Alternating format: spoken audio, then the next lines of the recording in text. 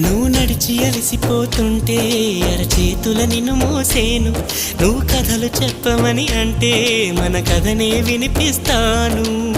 ఏ చింత లేదంటూ నీ చింతనుంటే ఏ భాగ్యం కావాలి నాకెంతకంటే.